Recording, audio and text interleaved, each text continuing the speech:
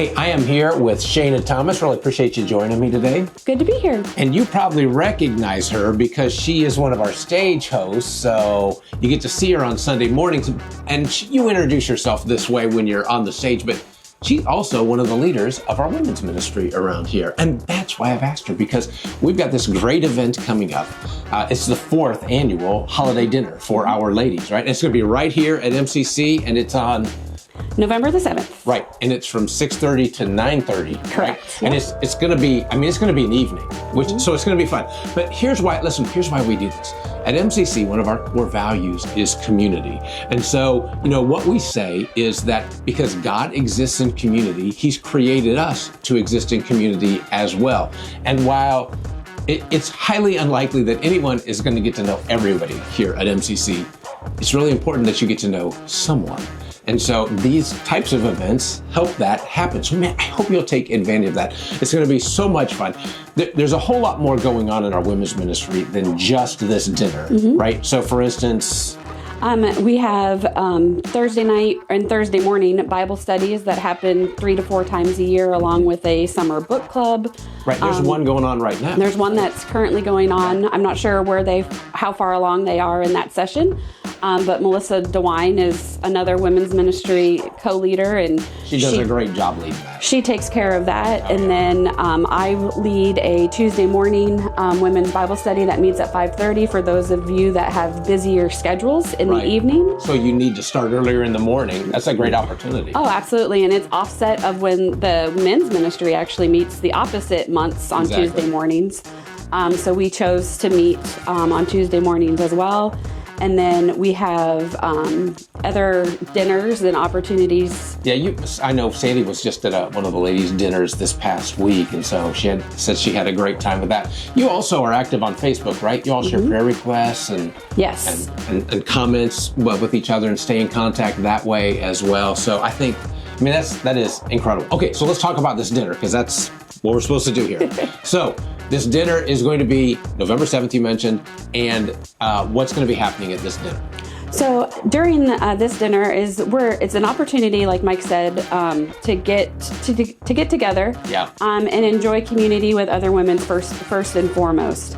We will have food catered in from Bullwinkle's. In the last couple of years, we've done carry-in, but this year we wanted to have less mess, so to speak, and less for the ladies to worry about. So we asked Bullwinkle's to cater it. And so the ladies will come and enjoy a nice dinner. And then we will actually be giving back to the community, something we started last year. Yeah, you're partnering with a ministry, right? Yes, we're partnering with another ministry. Last year we partnered with Threads, and this year we decided to partner with the Stork's Nest Babies Pantry, which is part of Dayton Right to Life. Wow, that is so great. Yeah, absolutely. It's a great organization to be a part of, and I know one of the lead volunteers for that ministry, so I reached out to her and to see if they needed anything. So we decided to do gift baskets or gift bags for the moms. Care packages with waters, tissues, some journals. So you'll be putting that together? We'll be putting that together that night. And our goal is to put together 75 bags. Wow, okay. Wow, that's going to be so much fun. Just to be together, to do something that's going to impact the community as well. Our ladies at MCC are so awesome. So I just think that's great. Now, childcare. While some children maybe will get to stay home with dad, or will get to visit with grandma and grandpa or some friends or something like that, you will also have childcare available here, right? Yes, because we understand. I was a single mom at one point, so we understand. We have single moms in our church family, so we want to provide them the opportunity to attend this event. So it's one of our events that we do offer childcare for free, thanks to the lovely help of our guys here at MCC. We also have awesome men here at MCC, right? And if you haven't been reached out to yet, my husband will be reaching out to you to help with that. So. Very good. It's going to be such a fun night. So anything else you want them to know about that? Come in your Christmas attire, whether it's a comfortable outfit or PJs or even an ugly Christmas sweater. Just come and enjoy and spend time and be ready to give back to the community. I will say that's something that differentiates between men's and women's events. I don't know that we've ever asked men to show up in their PJs, and we won't either. So just to be real clear.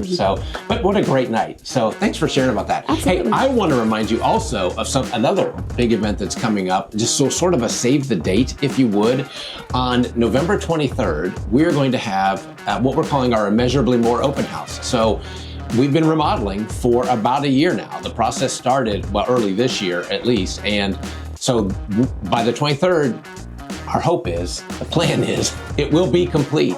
And so from 2 to 4 that Sunday, set that time aside. I hope you'll come over. You're going to be able to check out all of the areas that have been remodeled. So be sure to make some time for that day. It's going to be great. All right, let me get you ready for this Sunday.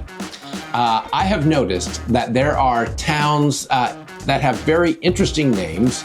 I mean, who wouldn't want to live in Happy Valley, a place called Happy Valley, or a place called Paradise Island down in Florida, or I was Santa Claus, Indiana. Would that not be the best?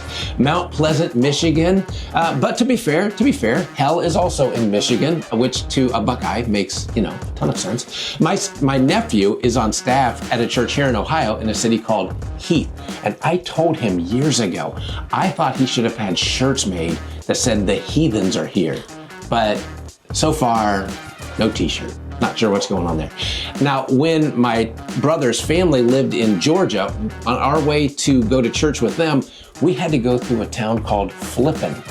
And what made that stand out for me was, on our way, we would always pass the Flippin United Methodist Church. And I'm not sure if that helps or hurts them. On the other hand, there's Boring, Oregon. I mean, I can't even imagine, trying to sell that to the community. But listen, this weekend, what I'm asking is, what do you think of when you think of our name? When you hear MCC, or when someone in the community hears MCC, what do you think that they think of? This weekend, we're going to be talking about what Paul says in his letter to the church in Thessalonica about loving your church. And Paul's going to tell us why that's important and how to do it, even at times when it's difficult, because we all know that it can be difficult at times, but how we should do that, because that's a huge thing for us here. And so this weekend, listen, whether you're joining us online or on campus, I'm looking forward to sharing that with you.